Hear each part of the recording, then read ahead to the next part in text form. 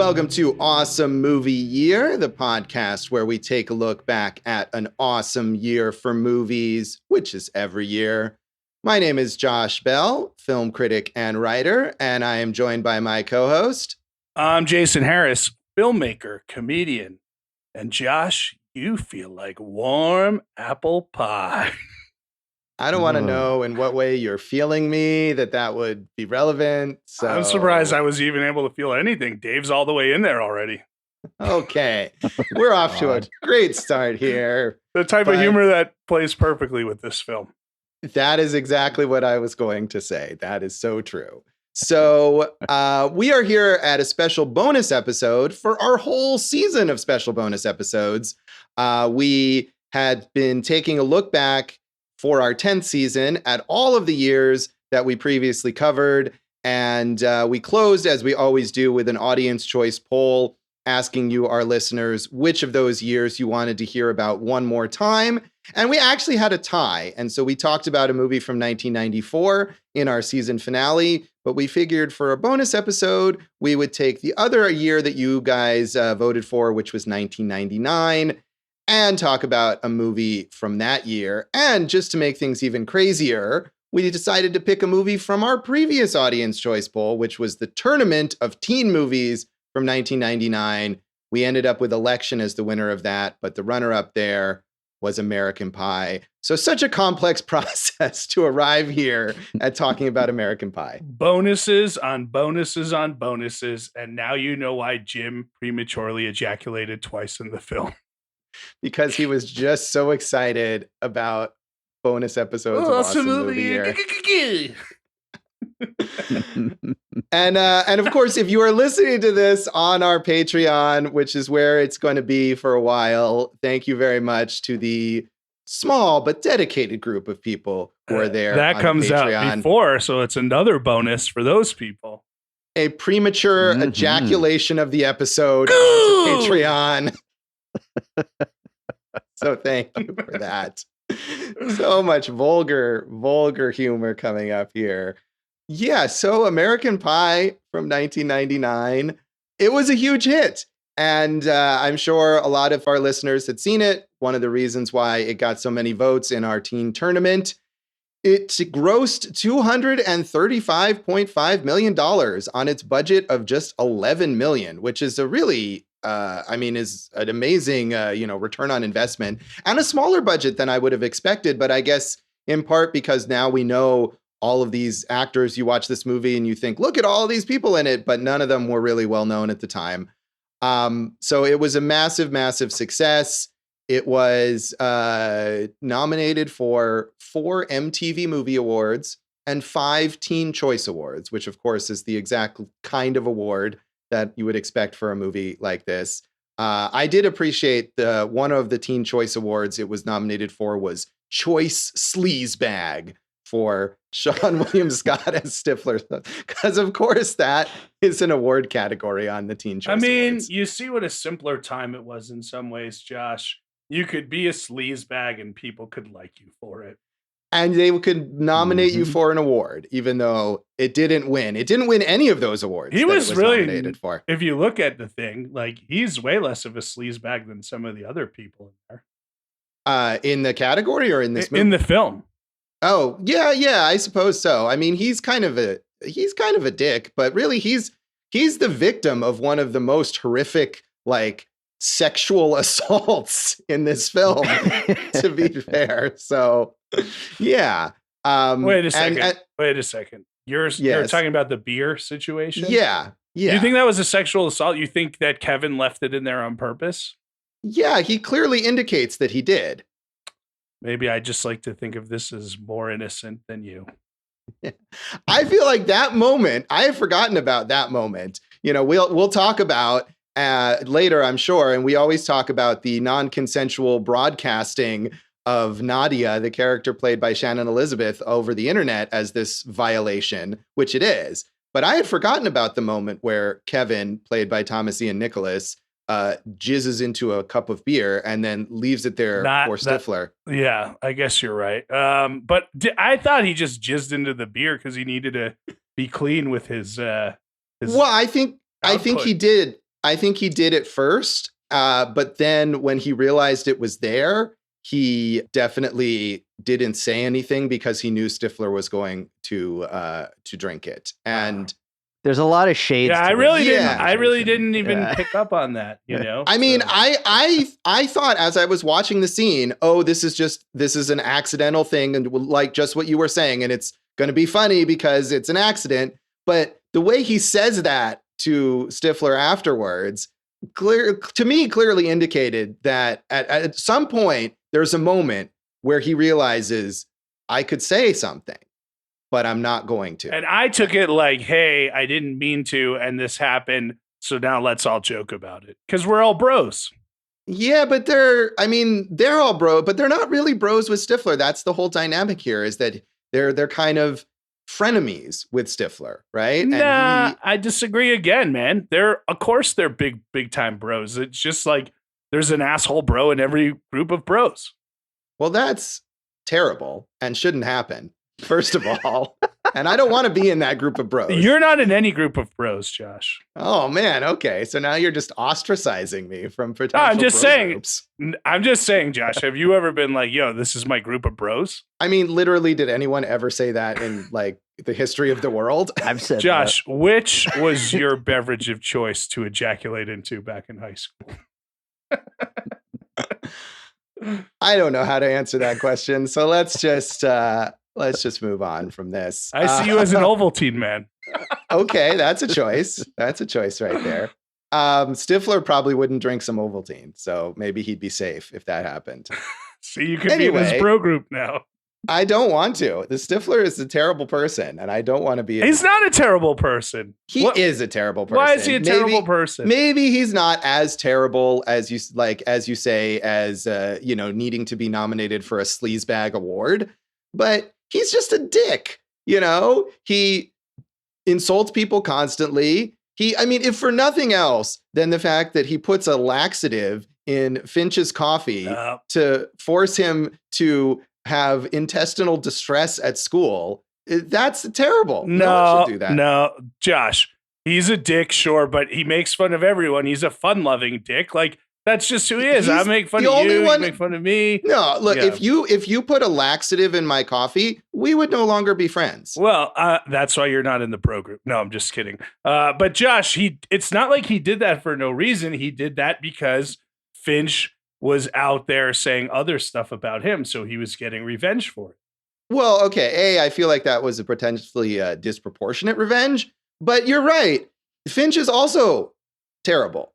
These, mostly are not good people. This is what I'm telling you. Yet in 1999, they're all beloved. So what happened to society over the last 20 years? I do think that Stifler is meant to be, if not a terrible person, he's an antagonist. He is a dick, and he is an antagonist in this movie. He's definitely not. He's a man-child is what he is, which was a huge popular trend in the 90s. And all of those man-children were oftentimes leading men, and Stifler was probably the breakout character of this film, wasn't he? Yes, he is, but he's still the antagonist to our main characters. He doesn't antagonize Jim at all. He has got no antagonization with Ox. He's got a friendly rivalry with what you said, Finch, but I don't see, and he doesn't interact with any of the other women. So how is he an antagonist? He continually just shows up in scenes to insult the main characters. That's like his primary purpose. That's not an antagonist. That's just the dude that's his personality. I'm going to make fun of everybody. That's not a big deal. It's a terrible personality to have. Apparently not, according to the Teen Choice Awards. No, even according to the Teen Choice Awards, they're giving him the award for the most terrible personality. No, they're not. The best of the sleazebags. It didn't say worst sleazebag. It said best sleazebag. Well, the sleazebag we would most likely want to be with. Technically, it's choice sleazebag. Sure, because it's the Teen Choice Awards. Right, the choice of sleazebags that we want to hang out with. That's not the full name of the award. Josh, you are being a real snowflake about this. I'm concerned that you seem to have sympathy with Stifler here. I'm concerned that you're just a wow about him. Like, who cares? He's a dick, but he's like a likable dick. So who cares? I mean, he's likable in the sense that like the Joker is likable, you know, where movie viewers are entertained by him. But if Stifler were a real person, like I knew people like Stifler in school, and Stifler makes people like that make people miserable. That's all I'm saying. Well, I mean, your comparison was a man who committed murders, Josh. So, and we know from past episodes you have taken the hard stance murder is bad. So I think you're all over the place today. You need to take a deep breath and reset. All right. Well, let's move on. This movie was very popular with audiences. In addition to making all that money, it got an A- from CinemaScore, the audience polling service, which is a very strong response. And critics were mixed on this. I mean, this movie was very successful and has since become kind of a classic to many people, but is the kind of movie that you would think critics would not be into. But a lot of them were at least somewhat into it. There was a disagreement on Roger Ebert at the movies. Ebert gave it a thumbs up, although kind of marginally. And his guest critic, Norman Mark of PBS Chicago, gave it a thumbs down. And sort of shocking in reference to our discussion of Are These Good People? I mean, one of the things that Ebert liked about this movie is that he felt that it was sweet and endearing and less mean-spirited than some other recent vulgar comedies that he references that had come out around this time or just before then. And I don't disagree. As much as I'm arguing against Stifler, I think that there is a certain sweetness to this story, especially as it wraps up, that makes up for kind of the unpleasantness of some of the vulgar humor. So in his written review, Roger Ebert said, "It involves a great deal of sexual content that, in my opinion, is too advanced for high school, and a lot of characters who are more casual about it than real teenagers might be. But it observes the rules of comedy. The film is in the tradition of Fast Times at Ridgemont High, National Lampoon's Animal House, and all the more recent teen sex comedies. It is not inspired, but it's cheerful and hardworking and sometimes funny. And here's the important thing, it's not mean. Its characters are sort of sweet and lovable. As I swim through the summer tide of vulgarity, I find that's what I'm looking for. Movies that at least feel affection for their characters. Raunchy is okay. Cruel is not." I guess, I mean, I'm all fine with the review other than the point that he's like, this is too sexual for high school. But remember when Jennifer Jason Leigh got that abortion in Fast Times? That was pretty chill for a high school sex movie, wasn't it? Like, I mean, teenagers have sex. Just go with it, bro.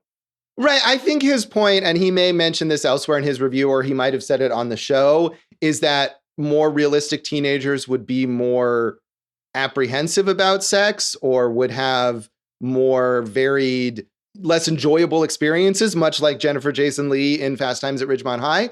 But I don't know. I mean, Fast Times is one of those movies that is known as a teen sex comedy, but you watch that movie and it's actually quite serious in a lot of ways. I like that movie a lot. I like it too. I'm not saying it as a criticism. I'm just saying that there's a level of drama in that film that American Pie would not ever be aiming for. Yeah. So then what you're getting to is, should all of these have the same tone? And he just said they shouldn't, because, you know, then they're all too raunchy or too vulgar or too cruel. So I just feel like that kind of negates his own point. Also, the Tara Reid character, she has, I guess, if you're going to talk about any character who, you know, questions if she should have sex, why she should have sex, she does that. And you also see it with Oz and Heather. So I'm not saying it's the deepest conversations about sex, but at least, you know, it's not all just like, it's senior prom, let's get laid, and that we're all getting laid and it's one dimensional. Right. No, I actually agree with that. And I was sort of surprised watching it this time that the female characters seemed like real people mostly, and not just like holes for the male characters to insert themselves into. In fact, it's the opposite. If you looked at the, you know, Allison Hannigan and Jason Biggs relationship, it's Michelle, right? She's the one who's like, oh, he's a sure shot, I'm going to take him to prom. Right. And so I appreciated that. And I think that especially comes out more in that third act, where with that character who we didn't really know anything about other than her running joke about band camp, we see that we do see that apprehension from Tara Reid's character, and the sex scene between her and Kevin, the Thomas Ian Nicholas character, is awkward. They're clearly not having mind-blowing sex in that scene. So I did appreciate that. I think leading up to it, there's a lot of stuff that I did less appreciated, and that's a lot broader. But there was more. There were more dimensions to those characters than I remembered there being. Yeah, I don't think this would have been such a big sensation if there wasn't like a sweetness or something relatable, because it's obvious, okay, guys want to see it because of the sex, but this is a date movie. This is something that teenagers, both boys and girls, were seeing. And this is a huge movie that kids were sneaking into, right? Right. Yeah, I think so. And so Owen Gleiberman and Vicky, not Veronica, Vicky.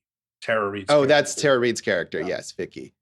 So Owen Gleiberman in Entertainment Weekly kind of gets to some of those points. He says, American Pie, the profound and ennobling tale of 4 rabidly horny high school seniors who try to lose their virginity by prom night, looks at a glance like modern teen movie repackaging of a very low and cynical order.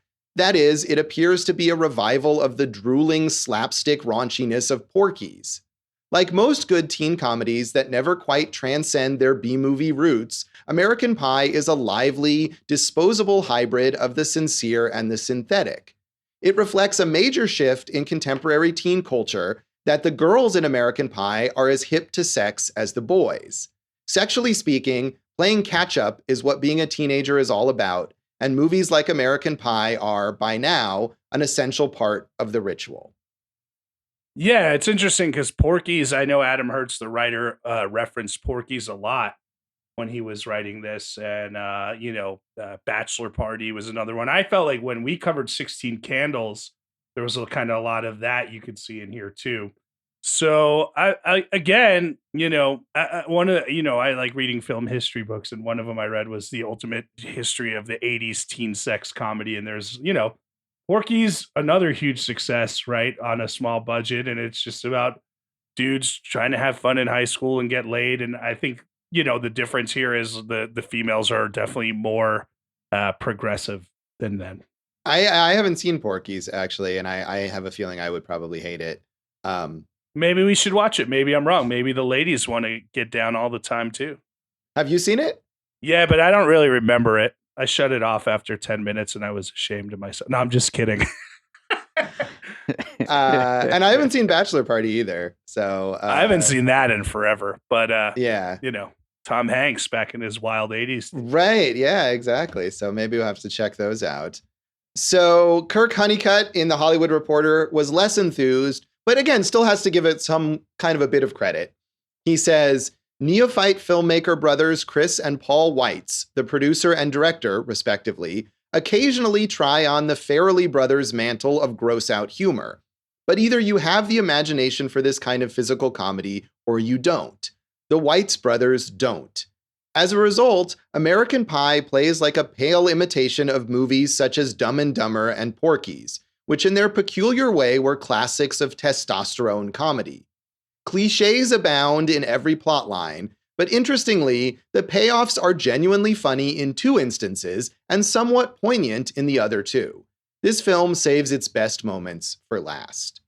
And I agree with that. I mean, that was what I was saying, that I felt like it came together at the end and made me more forgiving of some of the more unpleasant moments in the earlier part of the movie. Okay.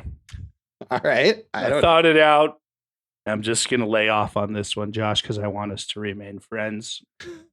And, okay. I've really given you a good shellacking in this segment. Yeah. Did you not like the way that things came together at the end of this film? I did, but I enjoyed the whole movie. I remember, seeing it for the first time. It almost made me sick to my stomach in a good way, because if you remember, Josh, we were working on a teen comedy with some realistic elements in high school called Everybody's Life, which I literally found the screenplay the other day, and talk about a Patreon opportunity, a reading of the first screenplay I ever wrote. Oh my God. Or second. Anyway, when I watched second, what about, don't forget Miracle Beach 2, man. That's true. All of our listeners should know we were once told by a producer to write a spec sequel of a softcore porn called Miracle Beach. When we were like what, 15 or 16? Like, Yeah. did we really think that they were going to use our script? Look, how dumb were we? But we wrote it and he said it was good. The jokes were really good. And then he ended up like optioning his own version instead. But hey, it was a good exercise. And then we wrote this thing together. Well, we storied it together and I wrote the movie, right? And we worked on it with another friend of ours, Jake Williamson. who I've never heard from in like 10 years. It's really disappointing as a human being. Maybe if we did a reading of everybody's life, he would return. But you really did all the work on that. You wrote that. I did, and then this was what it was supposed to be: a teen comedy, and really hilarious, and talking about anything and everything. And there were some more serious moments in mine, but anyway, it never got made because of American Pie. Otherwise, it would have been a no-brainer. Everyone would have bought it. But no, I remember being like, oh man, they executed exactly what I wanted to do. And they did a good job of it. So good for them. Yeah. And I feel like it could have been the opposite, because one of the results of this film is that there were a lot of imitators of it. So, your script could have been more viable then rather than Instead, less. I'm here with you. Yeah. See how things have ended up, all because of American Pie. You saw it in the theater, right? I guess. I'm sure I saw it when it came out, but I don't remember a specific theater experience or if I watched it at home. But I wasn't really a fan of this even at the time. I didn't hate it, and I don't hate it now, despite, our discussion. I feel like that's just about the, reading of a certain character. I, as we've, talked about in multiple episodes, am not a fan of lowbrow comedy in general. And so it's tough for a movie that's focused on that to win me over. And there's definitely stuff in here, whether it's Stifler drinking the beer full of jizz, or the diarrhea scene, or things like that I just don't find funny at all. And watching it this time, I don't think I laughed once, but it's endearing in its own way, and I don't mind it. But I was never like, even though I was just like you, kind of the right age for it, I was never like, oh wow, I'm really, I loved that movie and it was hilarious or whatever. But I have seen all of the sequels. I love that so much, including all of the straight to video sequels for professional reasons. Yeah, right. Quote unquote. Yeah. No, Josh, is what would be interesting is to like watch it. Like, for instance, my current writing partner has 2 teenage kids, right? If we all watched it together just to see their reaction to it, and like, to see what they thought was funny or not, or what they thought was cruel or not, or if they just hated the whole thing, right? Yeah. I mean, I have a feeling that teenagers today would find a lot of this really offensive, which isn't to say that that's, people use that as a standard for like whether a movie is, should have been made or whatever. But I do feel like some of the things that we mentioned, that we've talked about here, but just the general attitudes of the characters, that a lot of that is just stuff that wouldn't fly with a generation of current teenagers or even people in their 20s. I have a friend who's got kids like basically ranging from like college down to like senior year of high school. And he said that generation is, kind of rebelling against the millennial generation who would have found this offensive. And now they want everything balls to the wall comedy that cannot be offered. So it turns out you need to hang out with more kids, Josh. Let's not. Anything else you want to mention about the background? Well, let's ask Dave. Dave, did you like this film when you saw it? Did you see it when it came out? Oh yeah, absolutely. I saw it in the theater, maybe multiple times. I loved it at the time, and yeah, I feel like this movie was like a part of that turning point into the 2000s when excess and just grossness was what took over the culture, and definitely that was what me and my friends liked at the time. It's funny you say that because we've talked about like old school and that like frat pack comedy. This is almost like a forerunner to that. Like, right? What if the American Pie guys grew up? You could see them have that fraternity in old school. And Josh, you've seen all the sequels, so why didn't that happen? Yeah, they don't. I think you've seen all the main sequels, right, Jason?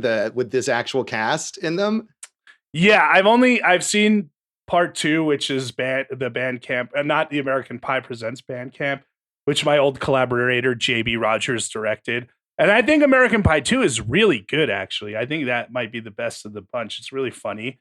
The third one, The Wedding, some cast members didn't come back. I seen bits and pieces, but not the whole thing.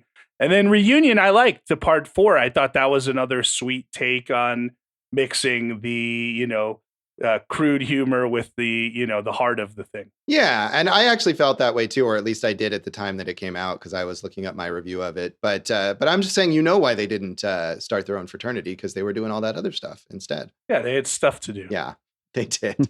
But I think so. This is definitely part of that trend of gross out humor that was very big around this time. There's a lot of mentions of the Farrelly brothers in reviews of this because of their films that were huge hits at the time. And I've never liked that sort of humor. It's not something that I grew out of. Even as a teenager, I was totally turned off by that stuff. I never liked Farrelly Brothers movies. I never liked Jackass, to talk about some other thing that's become beloved in the last 20 plus years. So this was just never my thing. Yeah, I saw the new Jackass in the theater last week, and I ate popcorn and I cringed and I laughed, and it was a wonderful experience. So that's not to say this is like my favorite type of movie, but I think when it's well done, I just want to enjoy it, man. It's just fun. So Josh, you asked for some other stuff. Obviously, when this thing sold, it was a big deal because this was back in the day of spec script sales, and Adam Herz, on the title of the script, he called it the untitled teenage sex comedy, which can be made for under $10 million, which studio readers will likely hate, but I think you will love. And that was a big thing. I remember when he sold that, that was like a big kind of legendary thing, Other than that, we know that it all is supposed to take place in Grand Rapids, Michigan, right? Which is his home. And there are all these nods to Michigan, even though it was filmed in Southern California. And in the year 2000, it was the #1 box office hit in Germany. And Josh, it was a hugely popular movie everywhere. In Germany, they might have wished that he was drinking other things in the cup. I don't even know what that's a reference to, but I'm going to leave it alone. We'll come back in a moment and talk about our general thoughts on American Pie.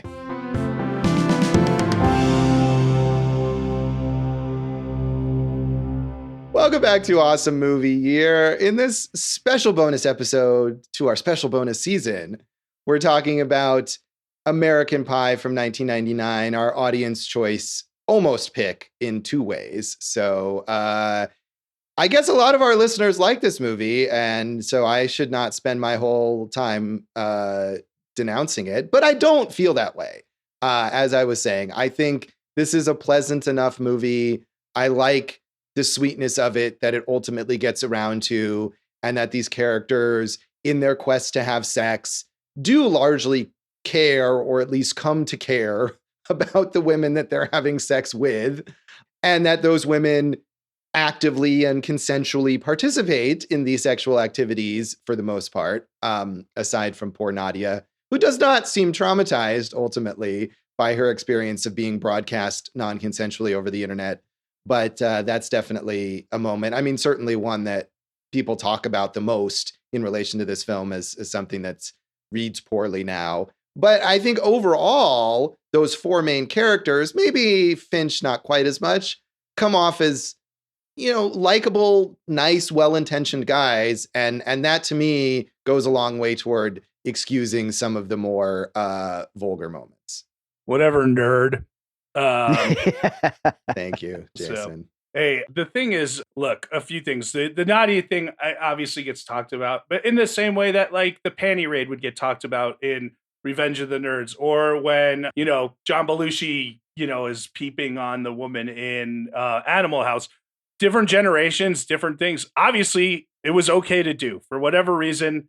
This is the thing. It was not okay to do. Just because people thought it was okay doesn't mean it actually was okay. It was accepted as something that people did, I guess. I'm not saying, I'm not vouching like, hey, go do this because it was okay.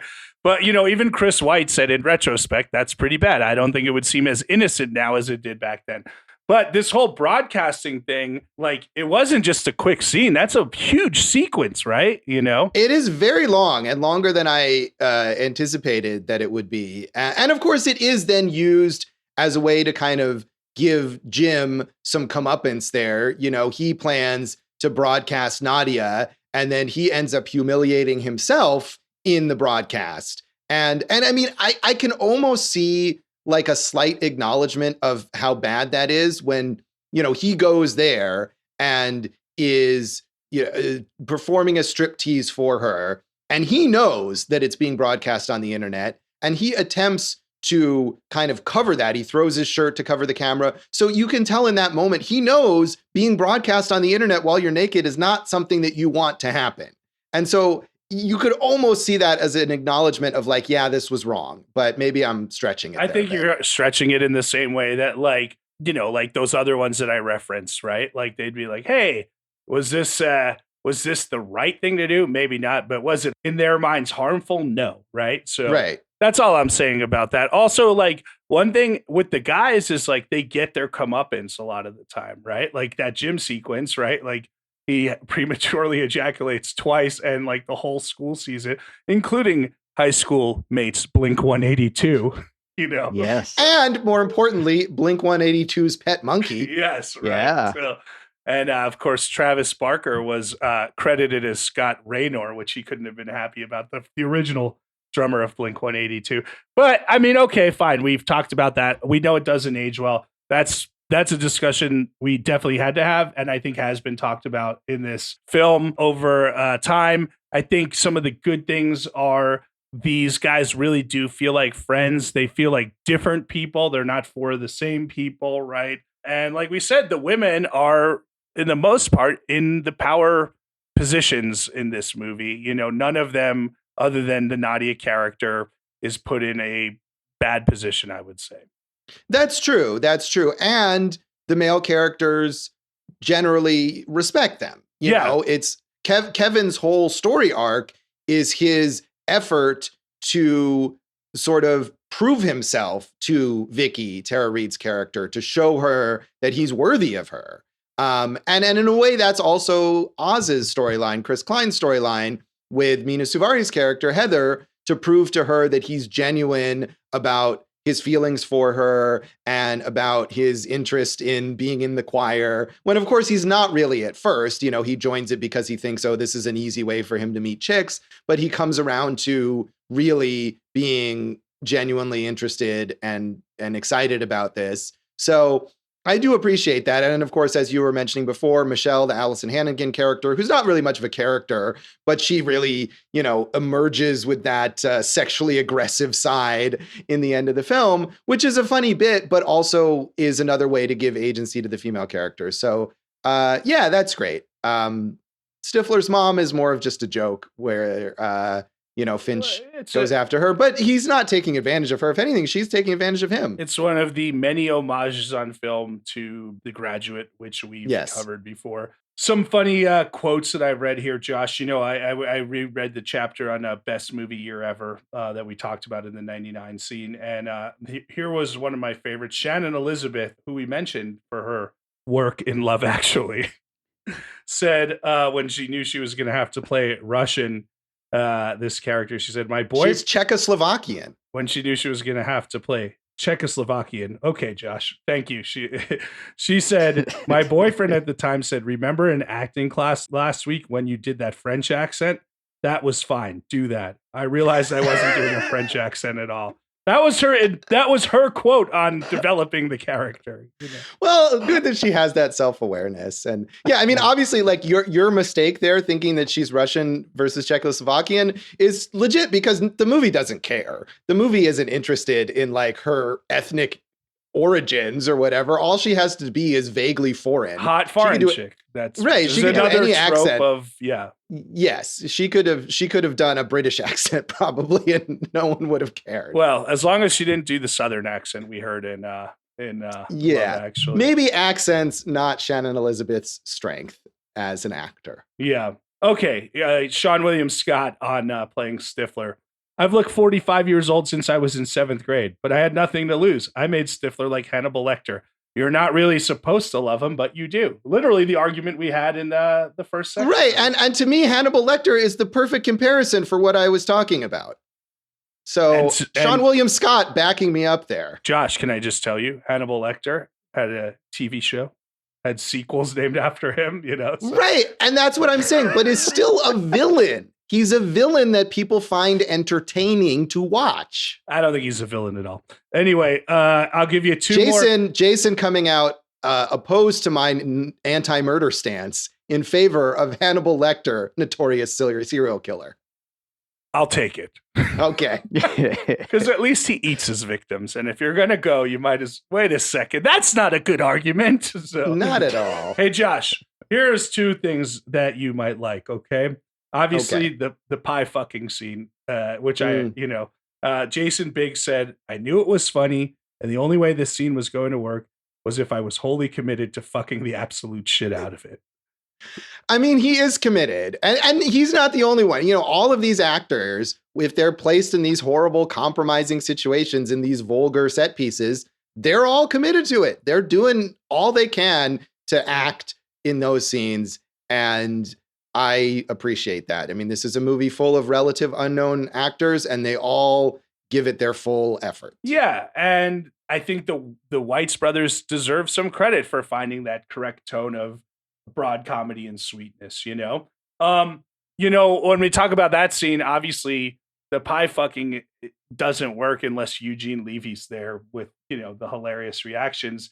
Eugene Levy as Jim's dad, Noah, who was originally just known as Jim's dad, improvised his entire portion of the movie, and he became a breakout character. So and now he's a huge star again, right? Yeah, Eugene Levy is the funniest thing in this movie, and just the awkwardness of Jim's dad. And it was weird watching the Ebert episode with his guest critic, and they talk about that, and they're talking about those scenes as if the dad is mean. They're saying, why does the dad in these teen comedies always have to be mean? But I never got that at all, is that he's awkward and uncomfortable, but he's trying to be supportive of Jim in his own weird way by buying him porn mags and all that kind of stuff. I don't think he's mean at all. I agree with you, Josh. In fact, he's supportive and also trying to help educate him on where, what it is, which is a nice thing. And obviously it's awkward because that talk's always going to be awkward. So it's kind of cool that they leaned into it. Yeah, I enjoyed watching this movie, that was the thing that I enjoyed the most. I think every time that he was there with his just perfect comic timing and the way that he can improvise all that stuff, he was very funny. And, he paid his bills with American Pie movies for many, many, many years. Yeah, so good for him. Yeah. Hey, Josh, if we're going to talk about an actor who was wasted in that, I think it's Natasha Lyonne. That character really had no arc, was only there to further Finch and had nothing else to add. And we know she's wonderful. And I thought she was just, I don't know what the purpose of that character really was. Yeah, that's a character really where it's just like, hey, if we need to move the plot forward, this character can do it. Does someone need a sounding board?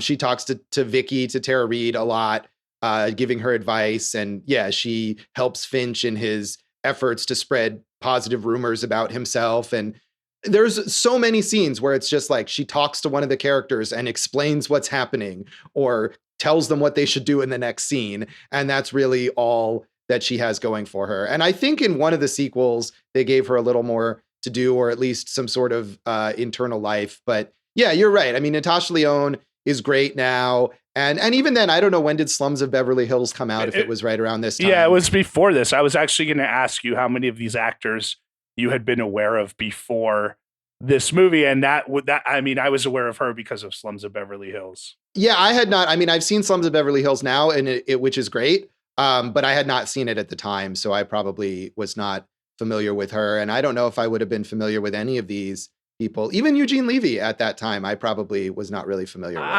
I'm going to disagree. I think you would have been, because 96 was Guffman. So you would have known Eugene Levy. Okay. Yeah, no, that's fair. You're right. And 98 was Lebowski. So I think you would have been familiar with Tara Reid. Yeah, for that. But I mean, for $1,000. Right. Yes. She is very memorable. If Dave wants to watch, it'll cost you more. Yeah. And Big Lebowski is a movie that I definitely saw in the theater. I have a clear memory of that. So yeah, you're right about that. So I would have been maybe a little bit familiar with them, but not with most of the people in this film. To me, it was those two and Natasha Lyonne, because Slums of Beverly Hills. And before that, she was in Everyone Says I Love You, which I had seen her in, but I really kind of noticed her from that. But I think that was an easy fix for this character, because we're playing on these small town tropes, right? And like Dazed and Confused, for instance, Matthew McConaughey is the graduate who still hangs out with him. Like, why couldn't she have been a little older and she works at the local video store, the record store, and there who she goes to for, advice. And, if all these kids are hanging out there, she could drop all that stuff about Finch there anyway. So I think that was an easy fix, a missed opportunity. But it doesn't matter. It made $235 million anyway. So. Right. I mean, there's moments I feel like where they could have given her more dimension. There's one part where Vicky is asking her like about sex, like, oh, does it hurt? And I thought, I wonder if they're going to do a thing where she's this character who talks a big game, but she's going to like admit in this scene, oh, actually, I've never had sex. And that would have been something. But of course, that's not what happens. But you're right. She could have been akin to the Casey Affleck character who shows up in one scene, who's supposed to be Kevin's older brother, who gives him some advice and shows him the secret book that was the central element of one of the horrible direct-to-DVD spinoffs, The Book of Love, and which I had remembered as being a little larger part of this film. But it really is almost unnecessary. Like Kevin uses it to learn how to perform oral sex, and then they never mention it again. Yeah, just another teen trope to play with, right? Okay. Sure. So speaking of minor parts, Josh, the last quote I wanted to give you was from John Cho, who played MILF guy number 2. Did you know the term MILF before this movie, Josh? I'm pretty sure this movie invented the term MILF, which is I thought so too. A thing we'll talk about in its legacy. It is not. It was invented in 95. I had heard it before. This popularized the term MILF. Okay. All right. It was from like a Usenet board, Dave. Nice. I was on Usenet, but probably not until a little later than this. John Cho, right, who just basically, he was in the chorus and he played MILF guy number 2 and just yelled MILF, MILF, MILF.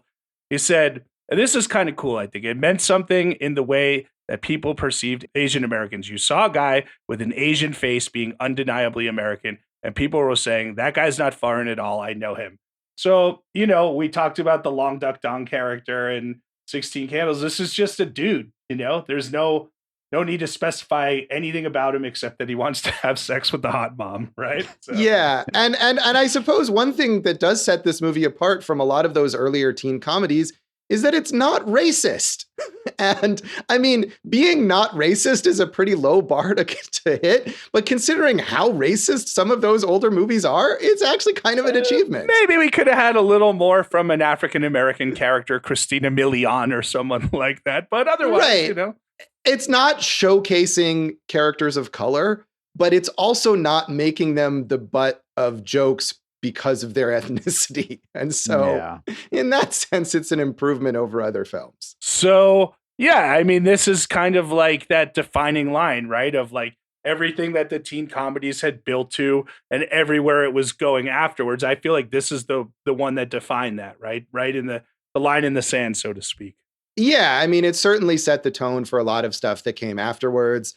I mean, the 90s were big for teen comedies, as we talked about. I mean, obviously, we had this whole tournament of teen movies in our 1999 season, and this was not the only one that was a huge hit in that year. But certainly, it was very influential and successful with all of its own sequels as well as imitators. So, yeah, I think so. And I think it still is influential, even if some of the specific jokes wouldn't work now. The tone of like raunchiness plus heart is still something that I feel like a lot of teen-focused comedies aim for. If you turn on one of those on like Netflix, which is where they are now, that's what they're going for. Do you have any good ones? I mean, I like the To All the Boys I've Loved Before series, which is more heart and less vulgar. Yeah, that's why I was asking you, because I don't consider that, like I like the half of it, but there's nothing vulgar about that, So. Right. I mean, I think there's a little bit more broad humor in To All the Boys than in the half of it, but yeah, I mean, I tend to gravitate away. If I look at a movie and I think, oh, this is going to be full of gross out humor, I will try not to watch it because it's just not something that I enjoy. Well, I mean, it's like we talked about John Hughes a lot and all the heart in his stuff. And of course, the 80s were famous for the teenage sex romps. So this is kind of that combo, like you're saying here. But afterwards, it just kind of seemed to be a law of diminishing returns, I don't really know from the 2000s what a great teen comedy, sex comedy would be to you? I mean, I might be able to tell you if I took some time and looked it up, but I can't think of one necessarily off the top of my head. I mean, actually, I don't know if it qualifies as teen movies, but the Harold and Kumar movies, I think actually are a great example of this. They have a lot of vulgar humor, but they also have a lot of heart, and like the central friendship in those movies is really well depicted, especially in the third movie. But of course, the third movie involves them being like practically middle-aged. So maybe that doesn't count. I think it's fun, and I can't wait till we cover that so you can tell us all the homosexual under vibes those two characters have to each other.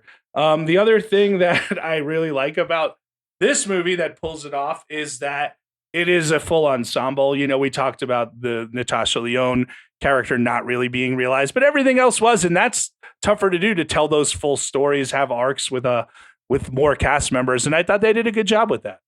Yeah, I mean, and even a lot of the minor characters do have, even like Sherman, the Shermanator there, has a sort of arc of his own. I mean, it's just an arc of jokes, but, he's the catalyst for these guys finally making their pact. And then at the end of the movie, it's revealed that he didn't really have sex. And that is one of the things that shows these guys that maybe they're fixated on the wrong thing. So there's an arc there for that kind of dumb character. Yeah, it's tough to write that and to keep track of so many different characters and have them all feel like they're real people. In an hour and a half, no less. Right, yeah. So I give this movie credit for a lot of things. It's certainly not a favorite of mine. It's not a movie that I am eager to keep revisiting, even though I've seen it multiple times. But I don't hate it. I really don't. Let's talk about the soundtrack, which was all over the place in '99 and had so many songs that we all knew. But what's funny is like the songs that were in the movie that weren't on the soundtrack seem to be even bigger, I think. Yeah, well, maybe some songs that were already hits that they were using just for their recognition qualities and they didn't need to put out on a soundtrack. But yeah, this movie is wall to wall, like, one hit wonder alt rock bands like Tonic and Goldfinger and stuff like that. Harvey Danger, Flagpole Sitta. Yeah. Which was more than a one hit wonder, but that was a big one. And that Bare Naked Ladies 1 Week, which, could we have left that in the 90s? I'd say so. Yeah, but that was a massive hit. Aside, not related to this film. It was a huge, huge hit and is still the most famous Bare Naked Ladies song. And I'm sure if you see them in concert today, they play that as their big finale and the audience goes crazy. I mean, if I had $1 million, I might tell them to stop playing that song altogether. So they have $1 million at least. I like This Old Apartment. That's a great Bare Naked Ladies song. Third Eye Blind, 2 songs in there. Of course, Blink. Blink 182, right? Yeah. So Josh, I guess this is more of a legacy thing, but since we're talking about music, I always associate this movie with Laid by James, which, you know that song? I know that song, but it's not in the movie, is it? It's not in the movie, but that just tells me what an amazing ad campaign it was, because it must have been all over the ad campaign, and it was. And like, that's the first song I think of when I think of this movie. So. Yeah, I mean, I know that song and it was a big song, but I didn't remember it being associated with this film. So I guess I didn't see those ads as much as you did. Dave? Yeah, I don't recall that, but I bet it's a great song. God, I'm going to just do this podcast on my own if this is what I get out of you two morons. So should we rate this movie, Jason? Sure, Josh, out of 5 jizz cups. That was exactly what I was going to say. So yes, let's do it. I actually went to my Letterboxd. By the way, I'm on Letterboxd's Go for Jason. Josh, what are you? I'm at Signal Bleed on Letterboxd. And Dave? I am I Piecing Pod or am I by David Rosen? I don't know. All right, let's just rate this thing. I rated it and I was going to look and I think I was going to give it the same exact rating. 3.5 cups of jizz. All right. See, and I'm going to give it three cups of jizz. I'm not that far off from you. I was kind of on the fence, 2.5 or 3, but it won me over again by the end. So it's fine. It's fine. So Dave, how do you want to rate this? I am going to go 4. It's just so much fun, this movie. It's a mixed bag overall, but it's still just so much fun. All right. Lay. That song, Dave. Yeah, I know. I get that song, Dave. I'm sure I do. I'm going to listen to it after we finish recording. It's a good song. Yeah, it's not bad. Another one-hit wonder kind of band there. We'll come back in a moment and talk about the legacy of American Pie.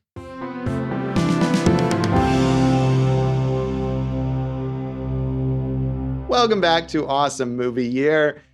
In this special bonus episode to cap off our special bonus season, we are talking about the audience choice pick, American Pie from 1999.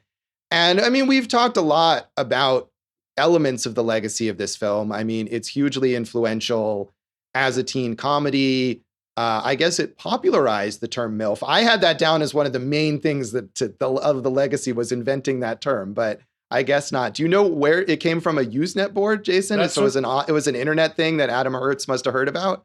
That's what I had read. But I had known the term before, but that's just because of all the street lingo I know, Josh. Sure. Clearly. Yeah, I don't think I'd heard it before, and certainly it made that a term in the lexicon where that's now just a word that people know and don't even necessarily realize where it came from.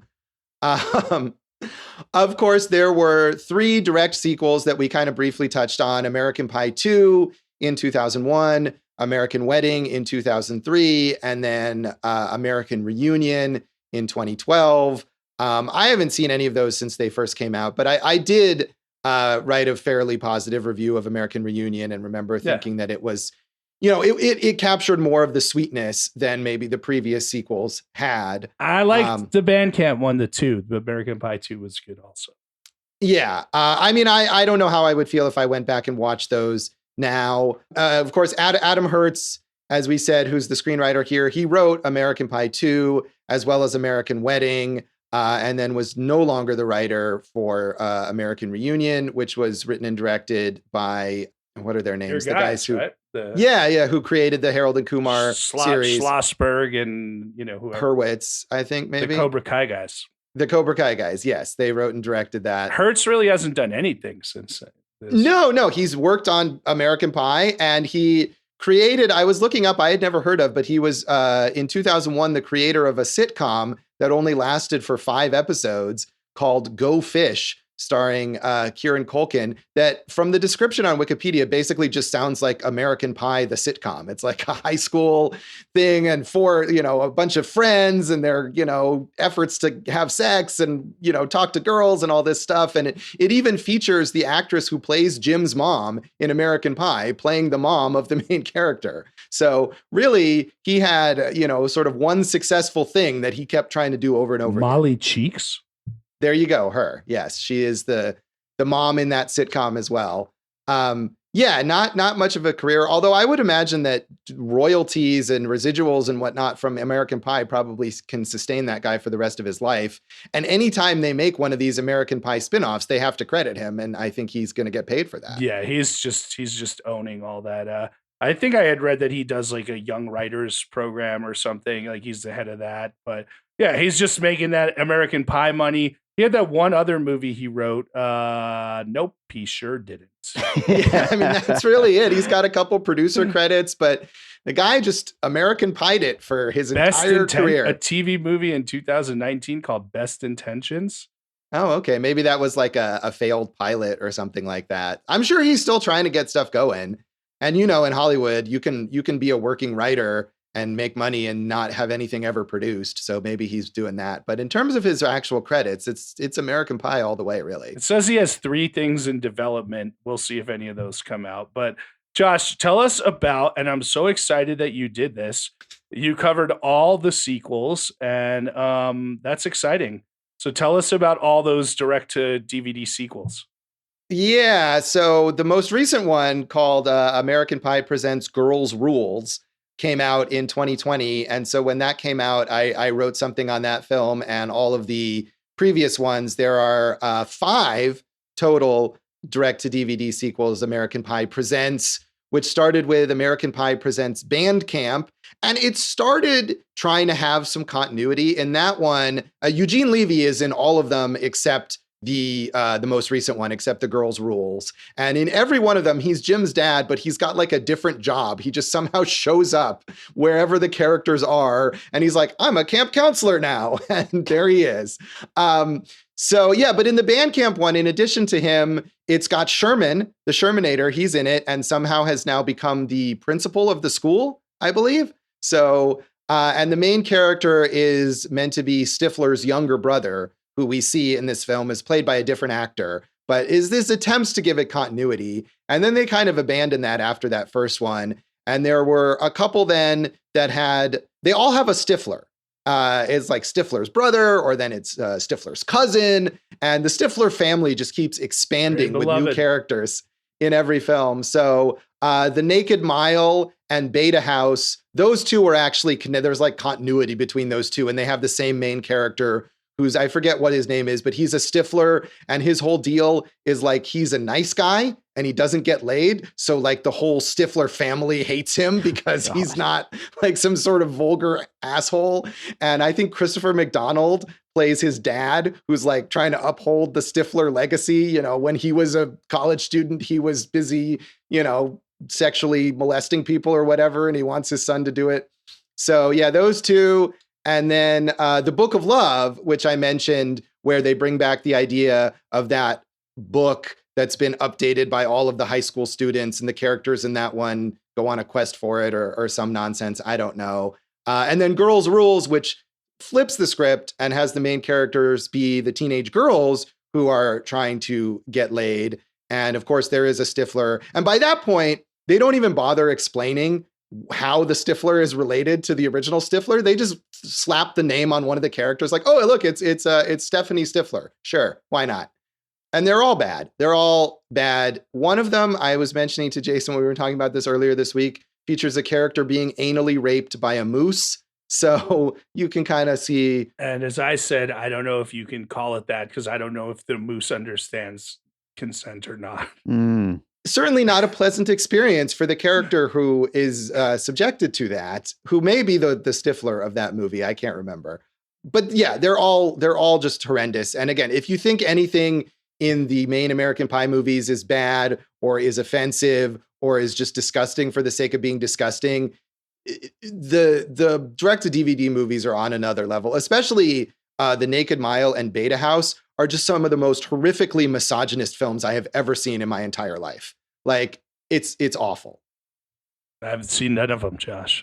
And you shouldn't. No one should. The last one sounds kind of like Blockers to me, without the parental element or whatnot. Yeah, they tried, and that one is the least horrible of them. It's not very good, but it's more along the lines of what we were saying about like a modern Netflix teen comedy than in the tradition of the real awful vulgarity of the previous ones. But none of them are worth seeing. Well, they did say after Reunion they were going to do an American Pie 5. It seems like it might be about time for that. Or maybe we just don't do any more of them. I'm fine either way with that, you know? So yeah, they've been talking about it. And I feel like what happens is like the least famous members of the cast who really, really could use another American Pie on their resume keep talking it up in interviews because they want it to happen. But I don't know that it will. Who are though? I feel like at this point, like Seann William Scott's kind of his own thing.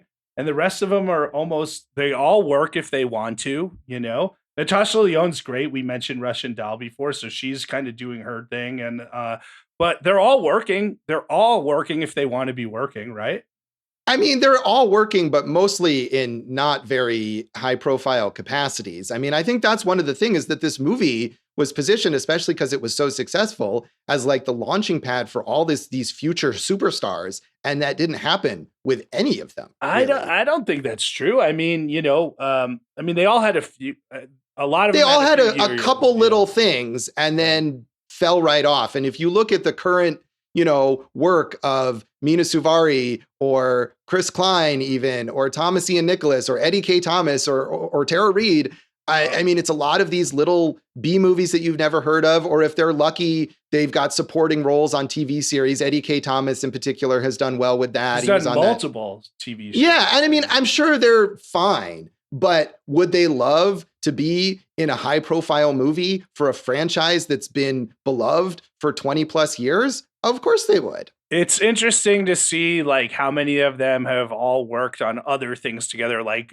Kevin Smith movies. You know, a lot of them are in the Jay and Silent Bob things.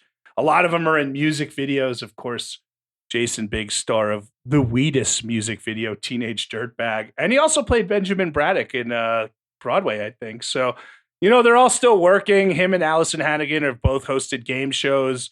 Tara Reid not so much. But I mean, she did all those stupid Sharknado movies, which were very popular. And I'm sure by the time they got to Sharknado 5, all of those actors had bumps in pay. Wait a second, Dave, have you ever scored a movie with Tara Reid in it? I sure did. Bus Party to Hell. Yeah, that's right. Boom. And by the way, she's big enough that they put her on the poster, even though she's in 2 minutes of the movie. But you know, she's got name value. She probably sells overseas. And Mena Suvari, when we look at like and make fun of what Bruce Willis is doing, she's like the female Bruce Willis. She's in like 6 movies and this year, and none of them sound any good at all.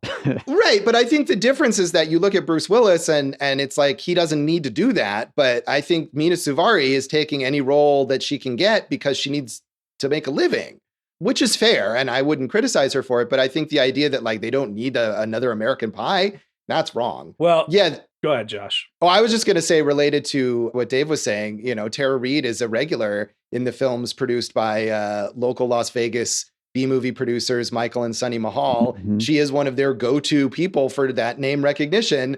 And she'll show up in a couple of scenes in one of their films and they can put her name on the poster and her face there, you know, alongside people like Richard Grieco and Michael Madsen and Tom Sizemore.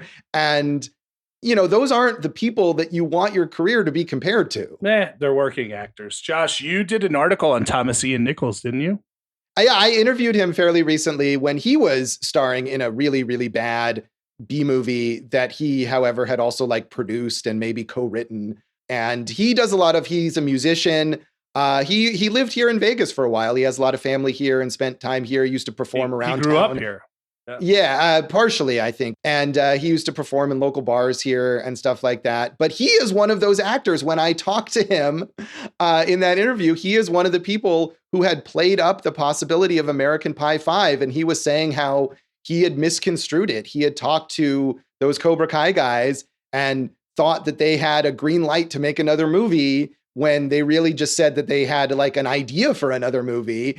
And he fueled those rumors. And he didn't say it was because he really wants it to happen because he needs the money. But I think, you know, if he thought, oh, this is going to happen, it's certainly he's something that can get him some press. Josh, he should probably just make Rookie of the Year too. I think an adult Henry Rowan Gardner would go a long way. But so yeah, he's maybe one that you would have heard of before this if you saw Rookie of the Year, right? Because he had been a child actor. There you go. And Josh, of course, the 3 most successful of the cast members right now, Eugene Levy is huge, Schitt's Creek, but he was already just in a ton of stuff, right? But Schitt's Creek really took it to another level for him. Right. I mean, he's a comedy legend, but he was kind of, you know, people remembered him more from the past, and Schitt's Creek brought him to a whole new audience. Yeah, he's got a Grammy and an Emmy, you know. Jennifer Coolidge this past year with The White Lotus blew up all over again. She's great.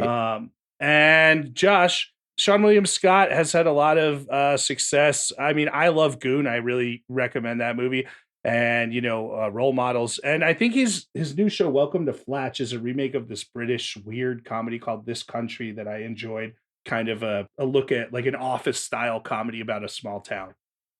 Yeah, he's been one of the more successful ones. And I mean, weirdly, it's the people with the smaller supporting roles. Yeah. John Cho is probably the biggest star of them all now, who has 2 lines in this film. Right. And they're all are just saying MILF. What about Allison Hannigan being on How I Met Your Mother? That's probably made her a lot of money, I'd imagine. Right. Yeah. She had a long career, and she seems like Jason was saying she's hosted a lot of game shows, and she seems she's kind of deliberately moved away from acting roles where she probably could be working more than she wants to. But I'm sure that How I Met Your Mother money is sustaining her very, very well. Casey Affleck has an Oscar. Yeah, Casey Affleck, who isn't even credited in this movie for some reason. It's so weird, right? Yeah, it's not like he was some like massive star at the time that it was like a special cameo. So I don't really know why that is. Well, let's talk about the Weitz brothers, because they've had like, I feel like a lot of promise. I loved About a Boy. You know, they had written Ants. They've each been like, one was a playwright, the other's written a trilogy of YA novels. But like, what are they doing now? Yeah, they've had very weird careers where they've kind of jumped all sorts of different genres. I mean, it seemed like they wanted to be taken seriously. And Chris Weitz especially tried to get into the whole blockbuster thing. He directed The Golden Compass and he directed one of the Twilight movies. But yeah, they've not had a very consistent artistic output, but they're both, I feel like, still on the list of someone that you would call as just kind of like a journeyman who can come in and get your movie done professionally, if not distinctively. I will say Paul Weitz made a movie that was kind of a small film called Grandma with Lily Tomlin and Julia Garner, who Julia Garner, of course, is now a huge star because of Ozark. And that's a really nice, sweet, small scale kind of dramedy about the bond between this young woman and her grandmother. And, talking about Fast Times at Ridgemont High, it's all about her wanting to get an abortion or needing to get an abortion. And her kind of hippie grandma is the one who helps her out, takes her under her wing. So that's a kind of a nice little film. But yeah, otherwise their careers have been very spotty. Chris Weitz wrote a Star Wars movie. Was he a writer on one of the new Star Wars movies? The Rogue One. Oh, okay. Yeah. Allison Hannigan was in the stage version of When Harry Met Sally. So it's all coming back to these awesome movie year films, Josh. And let's move on with our life. I thought it was cool that Natasha Lyonne directed Sarah Cooper's stand-up comedy special. And we like Russian Doll. So that's it. Yeah, Russian Doll is great. And Orange is the New Black, which also had Jason Biggs on it. Natasha Lyonne, of course, had like a lot of really severe personal problems for a long time, to the point where I think a lot of people thought she was going to turn up dead from a drug overdose, and has amazingly turned her life around personally as well as professionally, and does a lot of great stuff right now. So good for her. Yeah. Good for everyone. So anything else on the legacy here, Jason? We've covered a lot. I think we did it, Josh. We did it so good. It felt like warm apple pie. Mm-hmm. So that's American Pie, and that's this episode of Awesome Movie Year. If you found us on Patreon for this episode, you probably don't need to hear this, but check us out on social media. Jason Harris Comedy, Facebook and Instagram. Jay Harris Comedy on Twitter, or Mix and Match. Those are on all of them. My website, goforjason.com. Got pie fucked a long time ago. We're on awesomemovieyear.com, Awesome Movie Year on Facebook and Instagram, Awesome Movie Pod on Twitter. I am at joshbellhateseverything.com. Not the best, but at least there's no non-consensual live streams of naked women. Josh Bell Hates Everything on Facebook, and at Signal Bleed on Twitter. And listen to our producer David Rosen's awesome podcast, Piecing It Together. Check out Piecing It Together wherever you listen to podcasts, and follow us on social media at Piecing Pod. And of course, if you listen to this on Patreon, you already know, but if you're listening to this much later, when we finally release it to the masses, check out our Patreon for more bonus episodes like this one. Yes, absolutely. Produced by David Rosen Patreon. It's patreon.com/bydavidrosen. It's just hanging on by a thread. Come on, guys. Help us out, please. Tell a friend. So if you're listening to this on the first release, we are about to start our new season. So do you want to tell listeners what's coming up in that season, Jason? Well, for the few of you who are listening to this on the Patreon, get ready on the main feed. We're going to be doing 1980, and we're starting with the box office runner-up, because the champ was Empire Strikes Back, which we'll get to. But we're going to talk about the runner-up 9 to 5. And if you're listening to this on the main feed, you already knew that. And who knows what's coming up if that's what you're listening to. So tune in for whatever happens to be next. And thanks for listening to Awesome Movie Year. Thank you for listening to Awesome Movie Year. Make sure to follow Awesome Movie Year on Facebook, at Awesome Movie Pod on Twitter, and at Awesome Movie Year on Instagram. And if you like the show, review us and rate us with 5 stars on Apple Podcasts.